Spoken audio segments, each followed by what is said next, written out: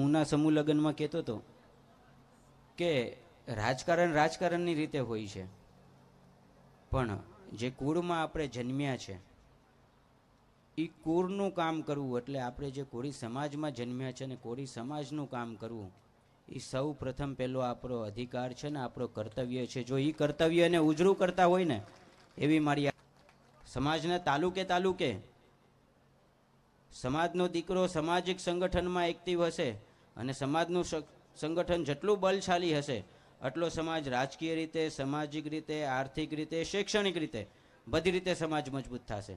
પણ સૌ પ્રથમ પહેલાં આપણું કર્તવ્ય છે કે સામાજિક સંગઠનને તાકાતવર બનાવવું, સામાજિક સંગઠનોમાં જોડાવવું, સમાજની માટે દોડવું.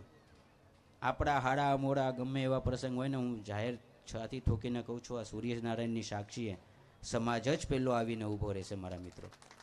તો એ સમાજના દીકરા તરીકે આપણી ફરજ છે કે આ સમાજના સંગઠનોમાં જોડાઈએ, સમાજના સારા કામોમાં ઊભા રહીએ.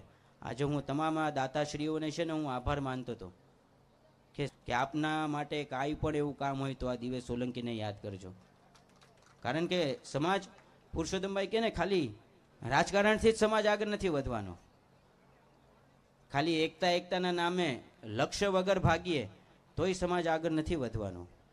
સમાજને આગળ લાવવા માટે શામ, દામ, દંડ અને ભેટ બધી પ્રકારની નીતિઓ વાપરવી પડતી હોય છે. મિત્રો, એ નીતિઓ ક્યારે વાપરી શકશું ને ક્યારે સક્ષમતા લાવી શકશું?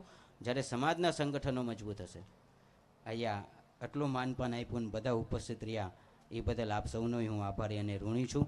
અને ફરીવાર મારી સમગ્ર આ ટીમને, દિવેશ સોલંકી, પુરુષોત્તમભાઈ સોલંકી, હીરાભાઈ સોલંકી, કોટી કોટી હું વંદન કરું છું.